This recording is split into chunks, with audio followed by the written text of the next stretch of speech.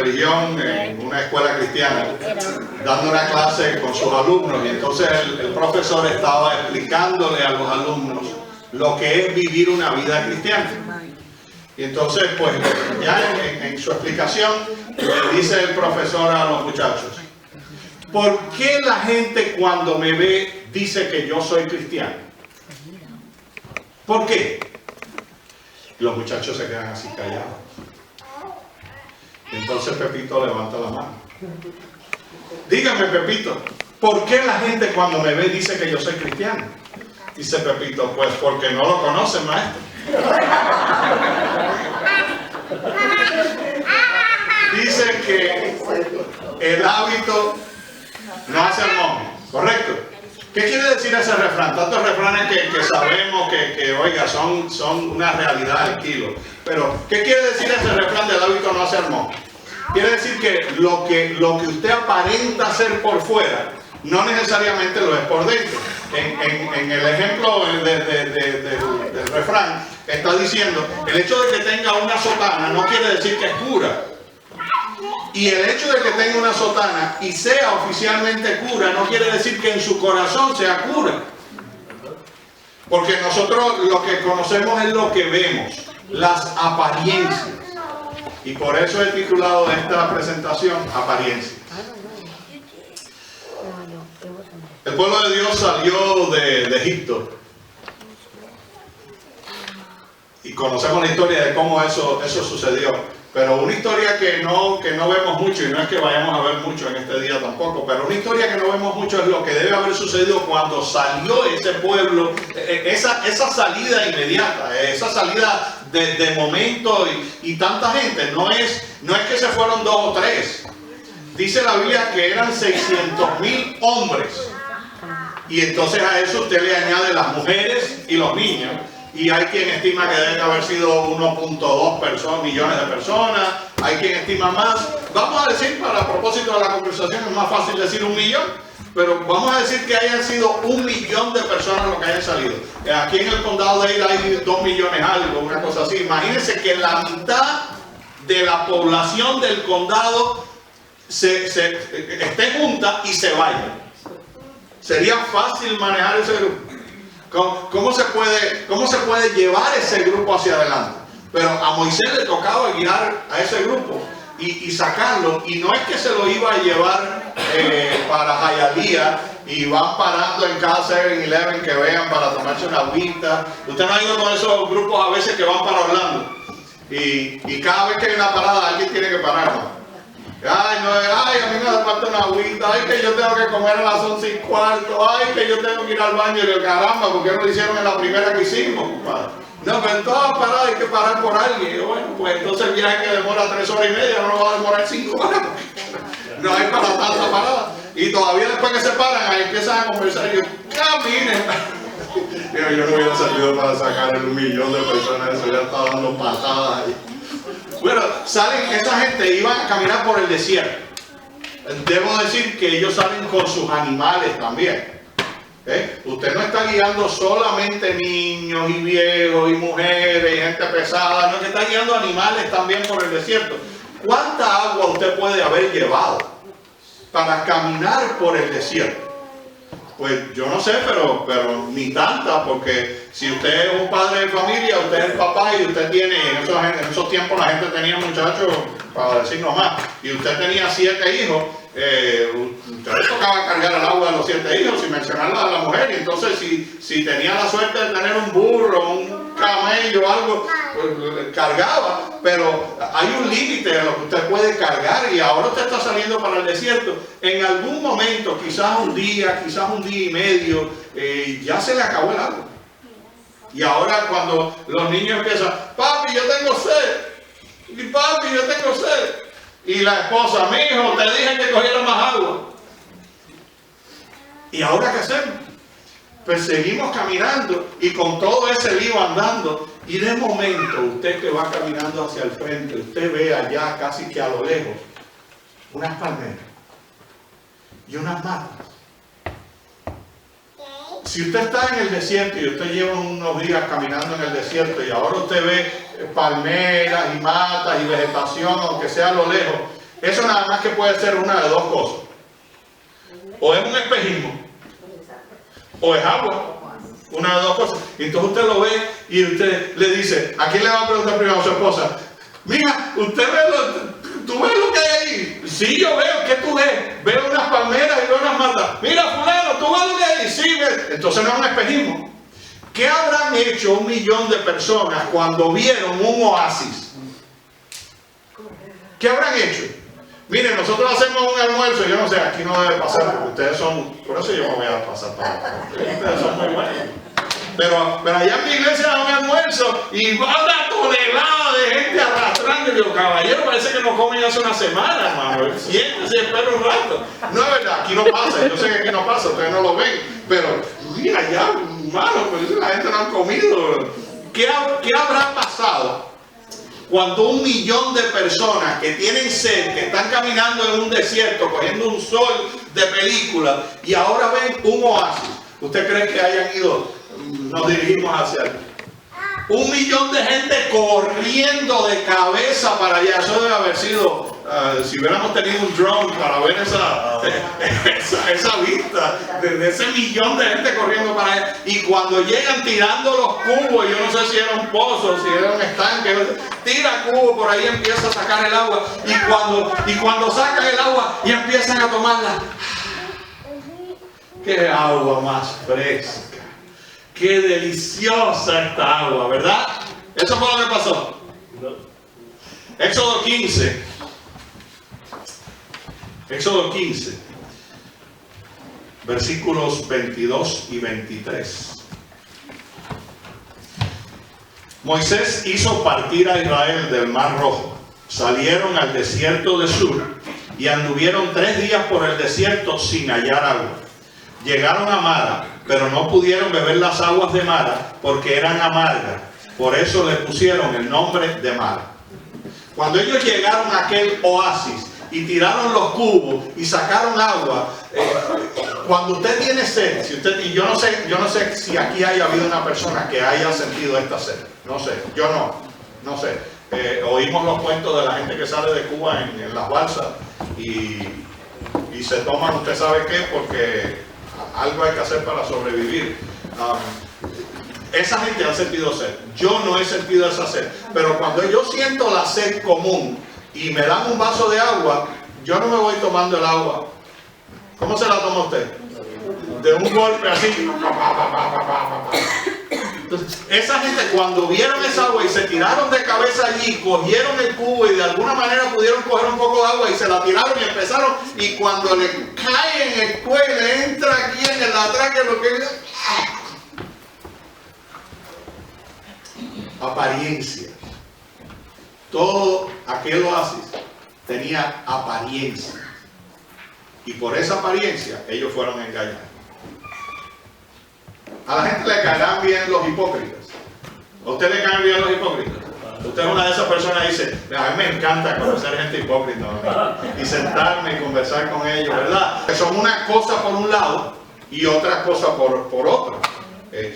No son lo que aparentan ser. Le hablan mucho y le dicen, pero después usted ve la vida. Ahí hay personas que nos hablan de la salud. Yo me río porque conozco a alguien de eso y mi esposa y yo nos echamos a reír. Nos dan a veces algunas charlas de salud y entonces después salimos a comer y pedimos una Coca-Cola. Y le digo, bueno, acá, chicos, ¿de qué estamos hablando, compadre? ¿Cómo te vas a tomar una Coca-Cola si me estás hablando de salud? Si tú sabes lo que es eso. En cierta medida están aparentando ser lo que no son. Y a nadie le gustan esas cosas. Apariencias. Jesús iba caminando con sus discípulos y no era tanta sed la que tenían como hambre. Tenían hambre. Y yo no sé si usted ha sentido hambre. Uno dice, tengo un hambre que me como una vaca o me como, no sé, un bistec vegetariano. Yo no he sentido esa hambre así de esos días, pero Jesús iba con los discípulos y estaban hambrientos todo el mundo. Y de momento uno de ellos ve también así un poco a lo lejos un árbol frondoso, lleno de hojas. No, yo no sé si para usted, Yo no conozco de árbol, yo no sé de nada. De hecho, si usted quiere que un árbol se muera, démelo a mí para cuidarlo. Y yo le garantizo que se va a morir. Óigame, yo lo siembro y eso es como si hubiera sembrado una piedra, hermano. Una piedra. Estuve persiguiendo sembrar árbol de mango en mi casa. Yo tenía 2 árboles de mango. Uno se me cayó, un huracán, y después el otro se cayó la mitad y eventualmente hubo hasta que cortarlo, pues ya lo que le quedaba era una ramita que no daba nada. Y eventualmente hubo que cortarlo. Pero yo había cogido de aquellos mangos porque eran unos mangos tan ricos. Y entonces yo guardaba la semilla y le pregunté a mi jardinero, ¿y cómo se siembra esto? Dice, bueno, usted viene y usted le pone y usted hace esto y usted lo deja allá dentro de la casa en el agua y le pone y no sé qué, y cuando le salga la hojita, pues entonces usted va y lo siembra. Y yo lo hacía y lo ponía y hacía todo lo que él me decía, y aquella semilla se quedaba allí en mi casa y no le salía, lo único que le salía eran moscas allá adentro. Era lo que salía, pero no le salía nada. Sin embargo, a veces yo iba y caminaba en mi jardín y veía las maticas de mango saliendo solas, porque se cayó un mango, se pudrió el mango ahí, y esa semilla que había ahí adentro, de ahí salió una matica de mango. Y digo, compadre, que increíble que se cayó esa y nadie la cuida, nadie tiene nada que ver con ella, y ahí salió, y yo la cojo y le pongo y le digo, y no me sale nada.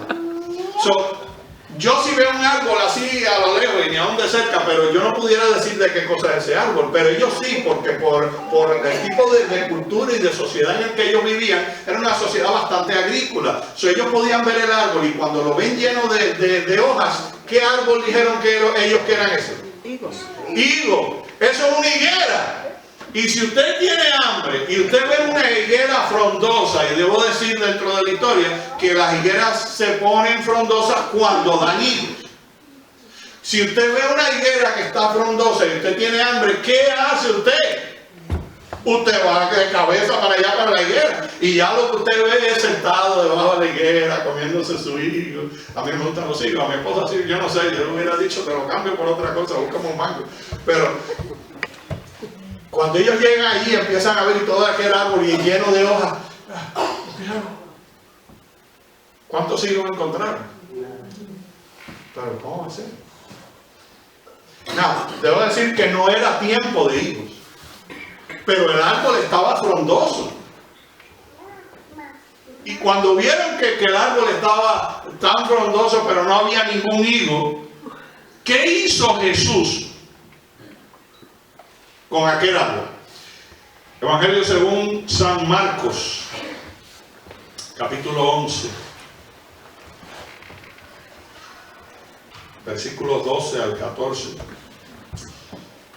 Marcos 11, 12 al 14. Al día siguiente, cuando salieron de Betania, tuvo hambre. Viendo a lo lejos una higuera que tenía hojas, fue a ver si tal vez hallaba en ella algo. Pero cuando llegó a ella, nada halló sino hojas, pues no era tiempo de higos. Entonces Jesús dijo a la higuera: nunca jamás nadie coma fruto de ti. Y lo oyeron los discípulos. Versículos 20 al 21. Por la mañana, al pasar junto a la higuera, vieron que se había secado desde las raíces. Entonces Pedro, acordándose, le dijo: Maestro, mira, la higuera que maldijiste se ha secado. Respondiendo Jesús les dijo: tened fe en Dios. ¿Por qué Jesús maldijo a la higuera? It's kind of a trick question. It's kind of a trick question. ¿Por qué Jesús maldijo a la higuera? Alguien a lo mejor estaría pensando: por no tener hijos. Pero sabe que no, porque no era tiempo de hijos. Usted no puede maldecir a un diabético por necesitar insulina. Esa es parte de su condición, de lo que tienes que ayudarlo. No, hay veces que el diabético no se ayuda a sí mismo, ya esa es otra historia. Pero usted no se puede poner bravo con el enfermo porque está enfermo. Jesús no se podía poner bravo con la higuera porque no tuviera higos en tiempo que no era de higos. Jesús maldijo a la higuera porque era apariencia, porque no debía haber tenido todas las hojas que tenía si no iba a dar higos. Si ibas a tener todas esas hojas, es porque dabas higo. Y si no dabas higos porque no es el tiempo, no puedes tener las hojas. Pero no me puedes aparentar tener higos y no tenerlos. Por lo tanto, te maldigo. Porque apariencias. Apariencias. Si había una cosa que molestaba a Jesús, era las apariencias de la gente. El querer aparentar algo que no eres. Evangelio según San Mateo, capítulo 23. Mire, y Jesús a veces hablaba fuerte. Y no es que nosotros tengamos mucho derecho a hablar así como él hablaba a veces, pero Jesús hablaba fuerte a veces. El versículo 13, 23:13. Pero hay de vosotros, escribas y fariseos, hipócritas, porque cerráis el reino de los cielos delante de los hombres, pues ni entráis vosotros ni dejáis entrar a los que están entrando. Versículo 14. Hay de vosotros, escribas y fariseos, hipócritas, porque devoráis las casas de las viudas y como pretexto hacéis largas oraciones. Por esto recibiréis mayor condenación. 15. Hay de vosotros, escribas y fariseos, hipócritas, porque recorréis mar y tierra para hacer un prosélito, y cuando lo conseguís, lo hacéis 2 veces más hijos del infierno que vosotros. Versículo 23. Hay de vosotros, escribas y fariseos, hipócritas, porque diezmáis la menta, el anís y el comino, y dejáis lo más importante de la ley, la justicia, la misericordia y la fe. Esto era necesario hacer sin dejar de hacer aquello. Versículo 25. Hay de vosotros, escribas y fariseos, hipócritas, porque limpiáis lo de afuera, del vaso y del plato, pero por dentro estáis llenos de robo y de injusticia. Versículo 27. Hay de vosotros, escribas y fariseos, hipócritas, porque sois semejantes a sepulcros blanqueados, que por fuera la verdad se muestran hermosos, pero por dentro están llenos de huesos de muertos y de toda inmundicia. Y versículo 29. Hay de vosotros, escribas y fariseos, hipócritas, porque edificáis los sepulcros de los profetas y adornáis los monumentos de los justos.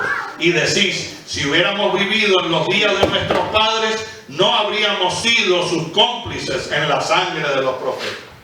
Los que lo iban a matar a él estaban mirando atrás y estaban diciendo, si nosotros hubiéramos vivido en aquella época, nosotros jamás los hubiéramos matado. Mire, no tiene nada que ver en cierta medida con el tema, pero muchas veces nosotros miramos atrás al pueblo de Israel y nosotros mismos decimos, si nosotros hubiéramos estado ahí, jamás hubiéramos hecho esas cosas. Jamás hubiéramos hecho eso. Y vemos al pueblo de Dios haciendo cosas aberrantes, barrabasadas, increíbles. Pero Jesús le dice a ellos, ustedes son unos hipócritas, porque ustedes miran atrás y dicen, si nosotros hubiéramos estado allá, hubiéramos alabado a los profetas. Y Jesús sabía, uno más grande que el profeta lo tienen aquí, y a mí me van a matar. Hipócritas eran todos ellos. ¿Por qué? Porque daban apariencia. Eran sepulcros blanqueados, que por fuera se ven muy bonitos, pero por dentro es una inmundicia lo que hay. Apariencia. Mi hermano, estando claro sobre la posición de Jesús con respecto a las apariencias y cuánto se disgusta él cuando ve algo que aparenta ser algo y él sabe que no lo es. Acompáñenme ahora al libro de Apocalipsis, el capítulo 3, versículos que conocemos. Apocalipsis 3, Apocalipsis 3, versículos 14 al 17. Escribe al ángel de la iglesia en Laodicea, el amén, el testigo fiel y verdadero, el principio de la creación de Dios. Dice esto: yo conozco tus obras, que ni eres frío ni caliente. Ojalá fuera frío o caliente, pero por cuanto eres tibio y no frío ni caliente, te vomitaré de mi boca. Tú dices, yo soy rico, me he enriquecido y de nada tengo necesidad, pero no sabes que eres un desventurado, miserable, pobre, ciego y desnudo. ¿Cuál es el mensaje de Jesús a la última iglesia, a la séptima iglesia? Son unos hipócritas. Ese es el mensaje a la iglesia. No es a nadie en particular en la iglesia. Es a la iglesia. Eres un hipócrita. Porque tú piensas que estás caliente. En realidad estás tibio. Ojalá estuviera frío. Imagínese a Dios diciéndole a su iglesia, ojalá estuvieras en el mundo. Esencialmente eso es lo que está diciendo. Si estuvieras en el mundo, reconocerías que estás perdido, pero estás en la iglesia, sentado allí en un banco, dando 2 pesos, porque 2 pesos es lo que diste cuando pasaron los diezmos y la ofrenda, y tú te crees que tú estás caliente. Y cuando dicen que van a salir a hacer una obra misionera, tú dices, pues allá que vayan fulano y mengano y el otro, ya llevan suficiente gente. Y cuando estás aquí en el hospital, que vaya el pastor a ver. Que vaya el primer anciano a ver. Y cuando hay alguien que tiene una necesidad, pues que sea otro. Porque yo tengo mucho trabajo, yo tengo mucho esto, yo tengo mucho aquello, me duele la espalda, siempre entonces sale una lista de excusas, por los cuales no somos nosotros, es otro.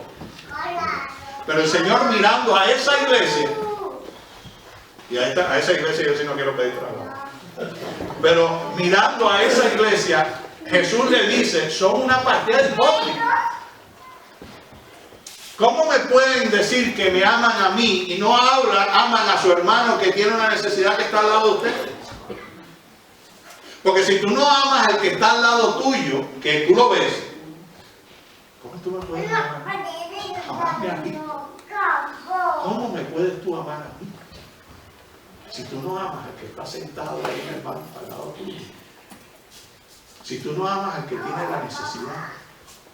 ¿Cómo es que tú dices que tú me estás amando a mí? Apariencias. Y esa es la vida de la iglesia de la Odisea. Una iglesia que dice que es rica, que está caliente y que no tiene necesidad de nada. ¿Y cuál es la realidad de la iglesia de la Odisea? Que es pobre, ciego, desventurado y desnudo. Está desnudo. Porque nosotros que vemos el mensaje de Jesús, el mensaje de la justificación por la fe, estamos desnudos.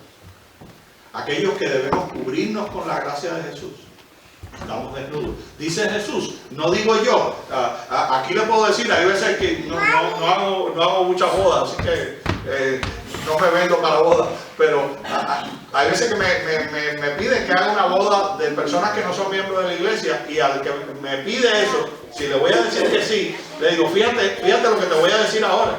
Si yo voy a hacer la boda, yo voy a llevar una Biblia y yo voy a decir lo que dice la Biblia. Yo no voy a hacer una boda de otra forma. Ustedes no estarán en la iglesia, aquí hay, yo no tengo problema con eso, pero si tú quieres que yo haga una boda, eso es lo que yo voy a hacer. Y cuando llego allí a la boda, le digo a la gente que están allí, que por lo general son gente que no son gente de iglesia, digo, el que no le guste lo que yo voy a decir, no se ponga bravo conmigo, póngase bravo con el que lo dijo, porque yo no fui el que lo dije. Se pone bravo con él. No le gusta, yo no tengo problema con eso, discútalo con él. A mí no me puede venir a comentar, pero yo no tengo nada que ver. Eso es lo que dice él. Y lo que dice él es que la iglesia de la Odisea está ciega, pobre, desventurada y desnuda. Esa es la iglesia de la Odisea, esa es la séptima iglesia. Y usted me dirá, ahí sentado, calladito, ¿cuál es la séptima iglesia? ¿Tiene solución la séptima iglesia? Seguro que tiene solución. Jesús no ha identificado un problema para no darle una solución. Ahí mismo, versículos 18 al 22.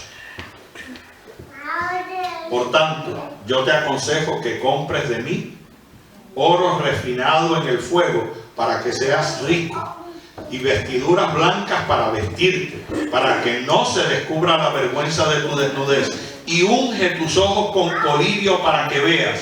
Yo reprendo y castigo a todos los que amo. Sé pues celoso y arrepiéntete. Sé pues celoso y arrepiéntete. Yo estoy a la puerta y llamo. Si alguno oye mi voz, escucha y abre la puerta, entraré a él, cenaré con él y él conmigo.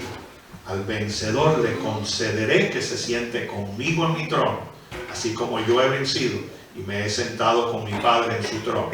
El que tiene oído, oiga lo que dice el Espíritu a las iglesias. El Señor identifica un problema y le dice a la iglesia de la Odisea: no vivas más de apariencias. Reconoce tu problema. Un alcohólico jamás podrá salir de su alcoholismo hasta que reconozca que es alcohólico. ¿Por qué no? Porque ningún problema que exista o que no exista hay que darle solución. Yo no necesito solución porque soy muy alto. Hay gente que porque son muy altas tienen que ir a unas tiendas especiales, tienen que comprar porque no se la venden en ningún lado. Yo no tengo problema porque soy demasiado gordo. No puedo decir gordo, pero ser demasiado gordo porque se tiene que ir a comprar tu ropa. Ese no es un problema mío. Yo no necesito esas soluciones. Yo jamás he ido a una tienda donde vendan sacos y ropa para personas que miden 6'5". Yo no he ido jamás. No, y si me preguntan dónde están, no les sé decir. Y le digo Google. Y aquí tiene que haber, pero yo no tengo idea de dónde están. Y para personas así que sean bien gruesas, no tengo idea. Debe haber algún lugar, pero yo no sé, porque ese no es mi problema. Como no es mi problema, yo no le busco solución. Si yo no soy alcohólico, yo no tengo que solucionar mi alcoholismo. Hasta que yo no admita que yo soy alcohólico, entonces que podré empezar a buscar la solución de mi problema. Y hasta que la Odisea no se vea como es, pobre, ciega, desventurada y desnuda, no podrá ir a buscar la solución de su problema. Y la solución de su problema está en ir a Jesús. Hacer un compromiso con Jesús. Darse cuenta de su condición e ir a Jesús para buscar la solución de su problema. Habían 10 muchachas esperando al novio. 10 muchachas que estaban deseosas de que el novio llegara. Y aquellas muchachas no sabían cuándo venía el novio, pero sabían que venía. Y estaban esperando las 10 muchachas juntas. Y estaban vestidas. Y estaban listas porque en cualquier momento puede venir. Pero por si acaso y viene de noche, todas tenemos lámparas. Cuando de momento alguien grita: ¡ahí viene el novio! Y las 10 muchachas que se habían quedado dormidas, las 10, con todo y sus lámparas y su ropa y su todo, se habían quedado dormidas, ahora se despiertan y salen corriendo a buscar. Las 10 salen corriendo, pero cuando salen corriendo se dan cuenta que es de noche y ahora no pueden ver, no tenían un flashlight. Lo que tenían era una lámpara. Y entonces corren a encender su lámpara. Y 5 pudieron encender las lámparas y 5 no. ¿Por qué no? Porque no tenían aceite en la lámpara. Porque aparentaban que estaban listas para recibir al novio. Pero la verdad es que no lo estaban. Porque para ellas poder recibir al novio, el novio tenía que venir en base a sus condiciones. Y mi condición es que venga de día. Y si el novio viene de día, yo no necesito lámpara. Porque yo necesito una lámpara. Anoche en la vigilia yo necesitaba que alguien me diera luz para yo leer un par de versículos. Hoy yo no necesito que nadie me dé luz. Pues aquí hay luz. Y las que no tenían aceite, ¿qué hicieron? Le pidieron a los que tenían. Y las que tenían, ¿qué les dijeron? Tienes que ir a buscar el tuyo porque yo no te puedo dar nada. Y efectivamente la salvación mía yo no se la puedo dar a nadie. No es que yo no quiera, es que es imposible. Yo no puedo hacer salva a mi esposa por mi salvación. Yo no puedo ser salvo a mis hijos por mi salvación. Y esas son la gente más cercanos a mí. Usted tendrá los más cercanos a usted. Y usted no puede salvarlos a ellos por la salvación suya. Porque es imposible. No es transferible. Es personal.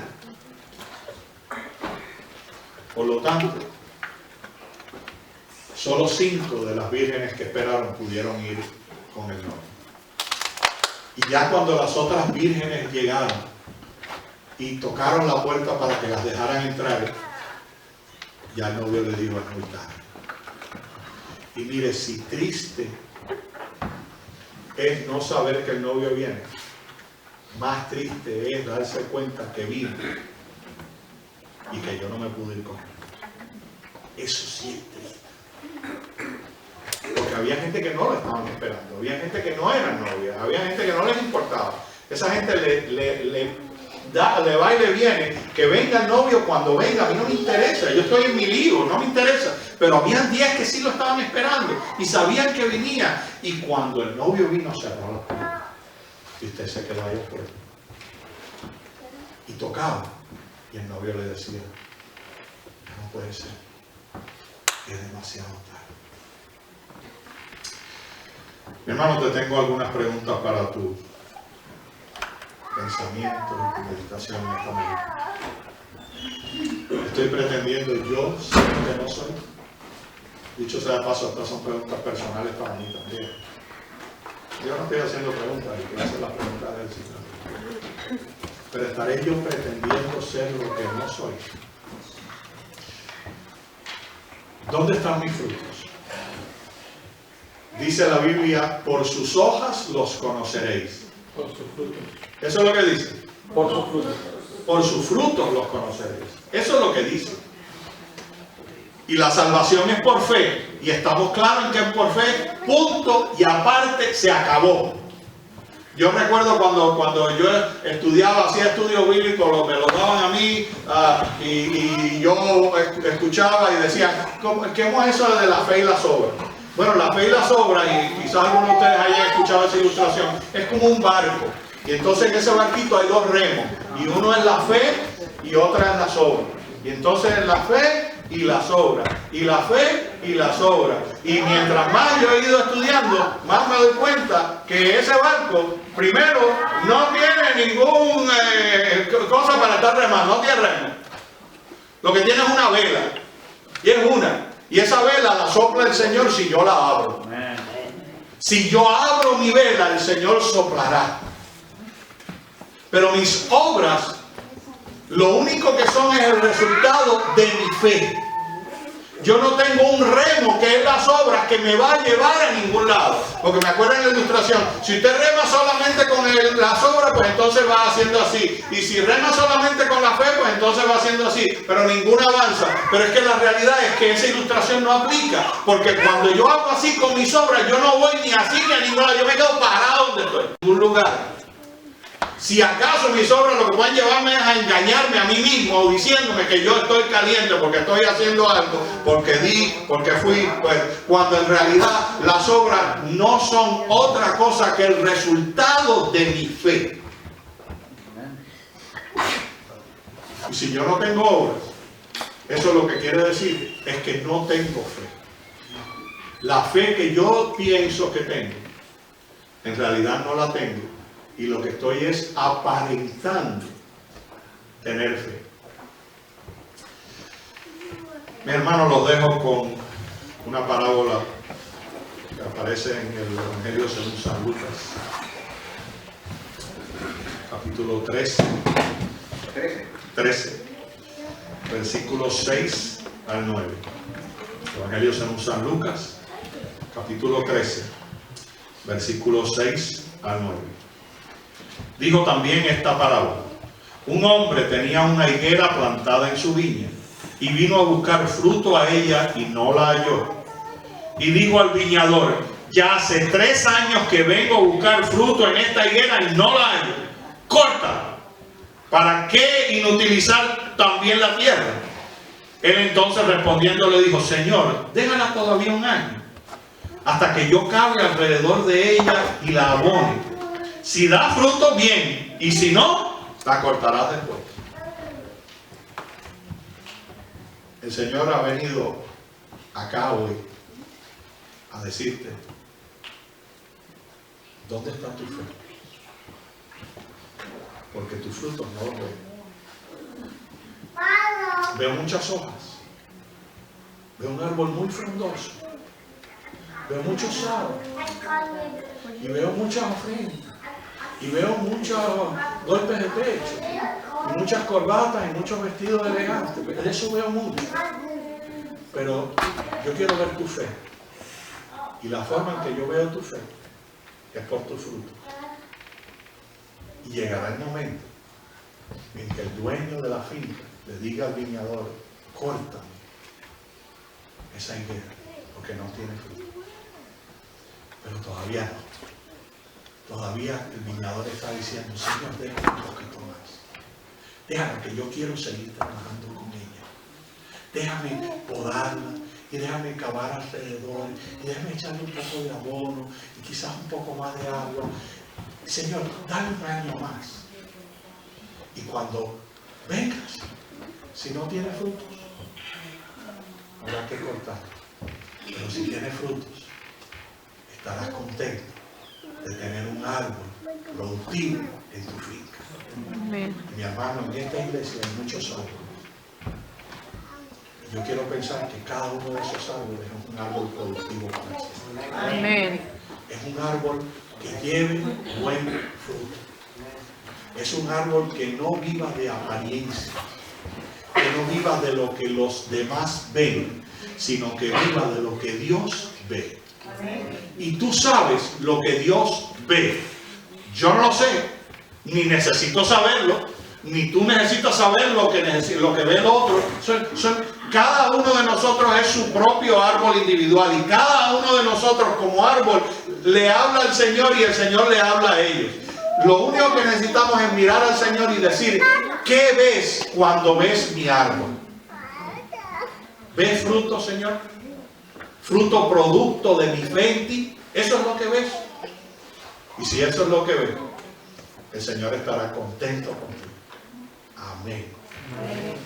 Pero si no es eso lo que ves, el Señor te da una nueva oportunidad. No te va a mandar a cortar. No, todavía. Vas a dejar que el viñador siga trabajando por ti.